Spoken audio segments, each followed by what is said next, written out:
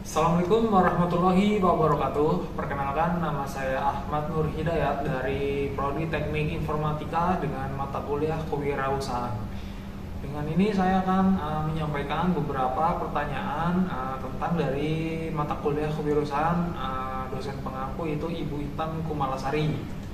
Ya, untuk selanjutnya ada beberapa pertanyaan yang akan disampaikan dan kemudian saya berpendapat apa yang dijelaskan di pertanyaan tersebut. Nah, kemudian kita akan simak pertanyaan-pertanyaan yang akan disampaikan. Oke, dari pertanyaan ini yaitu menurut faktor yang telah mendorong perkembangan kewirausahaan di Indonesia dalam dekade terakhir, bagaimana perkembangan teknologi dan kebijakan pemerintah berperan dalam mendorong tumbuhnya usaha kecil? Oke, yang ini akan kita bahas ya. Oke, untuk perkembangan teknologi informasi dan digitalisasi yaitu seperti internet, smartphone, dan e-commerce yang telah memberikan akses dan mudah bagi pelaku usaha untuk menjangkau pasar yang lebih jelas. Nah, itu untuk faktor-faktor untuk mendukung pendorong pengembangan kewirausahaan di Indonesia. Dan untuk selanjutnya yaitu platform digital seperti marketplace, Tokopedia, Shopee, dan media sosial seperti TikTok yang mempermudah promosi dan pemasaran produk. Dan untuk dukungan dari pemerintah, kebijakan pemerintah tersendiri yaitu program pemberdayaan UKM seperti kredit usaha rakyat KUR, yaitu memberikan akses dan kebijakan perpajakan yang mendukung usaha kecil seperti pajak UMKM dengan tarif rendah yaitu sekitar 0,5% dari omset. Untuk perubahan gaya hidup dan pola konsumsi seperti meningkatkan kesadaran konsumen terhadap produk lokal yang mendorong peluang usaha berbisnis atau berbasis budaya dan tradisional. Nah, untuk meningkatkan kesadaran wirausaha di kalangan muda sekarang yaitu seperti generasi milenial atau Gen Z, yaitu mulai lebih tertarik menjadi pengusaha dibanding bekerja di korporasi. Karena mungkin dari usaha yang kita dapat, kita coba dan kita merasa peluang itu bagus bagi kita, mungkin akan lebih baik menarik sih, mungkin dari segi keuntungan dan melatih kita untuk berbisnis secara mandiri. Jadi kita memungkinkan itu bagaimana cara berbisnis di masa mendatang sampai masa depan yang berikutnya gitu. Nah, untuk peran teknologi dan kebijakan pemerintah dalam pertumbuhan UMKM sendiri itu seperti teknologi, yaitu digitalisasi proses bisnis seperti manajemen stok dan pembukuan, serta adanya platform cloud dan software gratis seperti Canva atau Tali membantu UMKM memproduksi konten profesional dan mengelola bisnis dengan mudah. Itu gunanya sih untuk mengedit atau mungkin fitur-fitur untuk mempromosikan bisnisnya melalui konten dan kemudian diupload ke media sosial. Nah, untuk selanjutnya yaitu menurut kebijakan pemerintah, dukungan regulasi seperti perlindungan hukum untuk produk UMKM, menyederhanakan perizinan melalui OSS yaitu Online Single Submission, atau melalui event seperti pengadaan pemerintah yang memprioritaskan produk UMKM seperti kemitraan dengan perusahaan teknologi untuk memberikan pelatihan digitalisasi kepada pelaku UMKM. Mungkin itu saja jawaban dari saya untuk pertanyaan pertama, dan selanjutnya kita ada pertanyaan kedua. Berikut ada pertanyaan yang kedua, yaitu pendapat bagaimana kewirausahaan dapat berkontribusi pada pengembangan ekonomi lokal di Indonesia.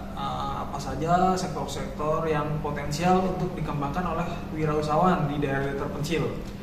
Oke, berikut yaitu jawabannya. Untuk menurut pribadi, kontribusi kewirausahaan terhadap perkembangan ekonomi lokal yaitu seperti penciptaan lapangan kerja. Kewirausahaan membuka peluang kerja baru di daerah untuk mengurangi pengangguran dan meningkatkan pendapat masyarakat.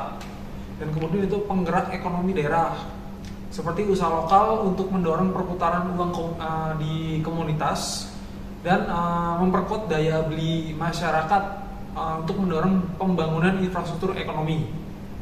Dan selanjutnya itu meningkatkan inovasi daya saing gimana caranya kita bisa meningkatkan pesaing ya dari bisnis orang gitu kan. Seperti yaitu inovasi produk yang sesuai dengan kebutuhan pasar, itu memperkuat posisi ekonomi per daerah. Nah, untuk sektor potensial ya untuk dikembangkan di daerah terpencil tersendiri itu seperti pertanian dan perikanan, yaitu untuk pengolahan hasil panen kopi atau rumput laut menjadi produk yang siap jual. Untuk teknologi modern seperti smart farming untuk efisien produksi. Dan untuk selanjutnya yaitu seperti pariwisata atau ekonomi kreatif, yaitu produk seperti kerajinan tangan, kain tradisional atau kuliner khas, itu untuk meningkatkan kebutuhan di daerah terpencil, untuk mengundang masyarakat bertujuan untuk berwisata dan memperkenalkan atau budaya-budaya, terus meningkatkan juga kerajinan tangan yang kita kelola di daerah tersendiri. Dan untuk selanjutnya itu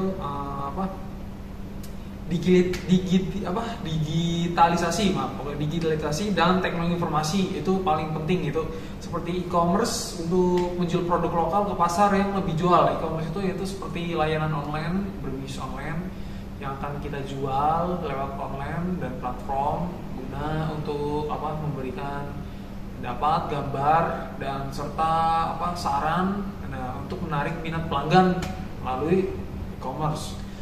Kemudian itu di sektor-sektor ini dapat menjadi penggerak ekonomi yang menghubungkan potensi lokal dengan pasar nasional maupun global. Oke. Itu saja yang saya sampaikan di pertanyaan 2. Selanjutnya ada pertanyaan di ketiga, akan kita bahas. Selanjutnya ada pertanyaan yang ketiga, yaitu tentang apa yang diketahui tentang tren terbaru dalam kewirausahaan global, seperti kewirausahaan digital, startup, teknologi, dan ekonomi berbagi sharing ekonomi. Bagaimana tren ini mempengaruhi perkembangan kewirausahaan di Indonesia? Oke, kita singkat aja, yaitu dalam tren terbaru dalam kewirausahaan global, itu menurut saya kewirausahaan digital seperti itu bisnis berbasis teknologi seperti e-commerce, feed dan aplikasi digital itu untuk menjangkau pasar global, mengurangi biaya operasional dan meningkatkan pengalaman pelanggan. Dan untuk startup berbasis teknologi sendiri, yaitu menggunakan model bisnis yang scalable, menurut saya sih, dengan fokus pada teknologi baru seperti AI, IoT dan blockchain. Itu teknologi yang sekarang yang yang lagi tren saat ini, yaitu AI, yaitu mempermudah bagi pebisnis untuk mencari pertanyaan-pertanyaan yang simpel langsung muncul. Nah, itu yang paling singkat sih itu. Dan kemudian itu ekonomi berbagi atau sharing ekonomi, yaitu untuk mengoptimalkan aset yang tidak terpakai dan memberikan keuntungan bagi masyarakat. Nah, untuk selanjutnya yaitu tren kewirausahaan digital ini dalam teknologi atau startup dan ekonomi berbagi telah mengubah landscape bisnis di Indonesia, menciptakan peluang baru dan kemudian mempercepat inovasi serta meningkatkan daya saing kewirausahaan lokal di pasar global. Untuk pertanyaan nomor 3 sudah terjawab. Untuk itu selanjutnya di pertanyaan nomor 4. Oke, terima kasih.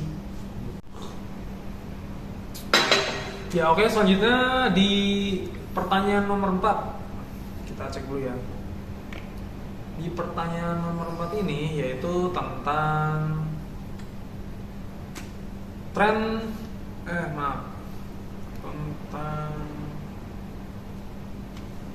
di pertanyaan nomor 4 ini yaitu tentang membandingkan perkembangan kewirausahaan di Indonesia dengan negara berkembang lainnya seperti India dan Brazil. Dan selanjutnya yaitu tantangan utama yang dihadapi oleh wirausahaan di negara-negara ini dan bagaimana perbedaan kebijakan budaya mempengaruhi perkembangan kewirausahaan. Oke.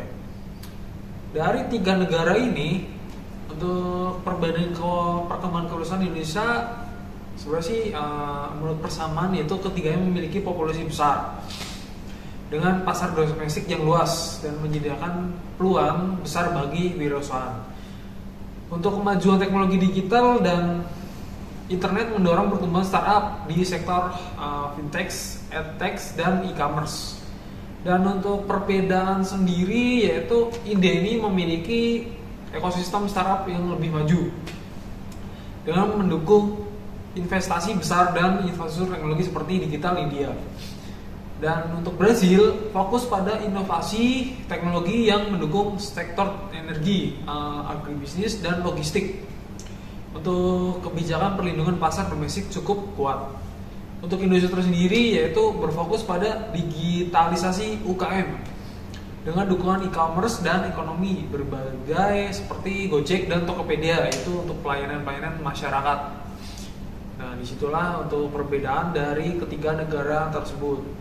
Untuk tantangan kewirausahaan tersendiri yaitu bagi Indonesia, negara Indonesia, untuk akses permodalan terbatas untuk UKM, masalah logistik dan infrastruktur di daerah terpencil, untuk regulasi yang masih kompleks, dan untuk negara India tantangannya yaitu kompetisi yang sangat tinggi di sektor teknologi dan ketimpangan antara wilayah maju dan pedesaan dalam adopsi teknologi. Dan untuk negara Brasil yaitu ketergantungan pada pasar domestik yang membuat startup sulit bersaing di pasar global, dan biaya pajak tinggi dan birokrasi yang rumit. Dan untuk selanjutnya yaitu pengaruh kebijakan dan budaya itu untuk India memiliki inisiatif seperti startup India memberikan intensif pajak dan pendanaan, sedangkan Brasil untuk mendukung inovasi dengan program seperti Frenep untuk penelitian yang pengembangan. Untuk di negara Indonesia yaitu lebih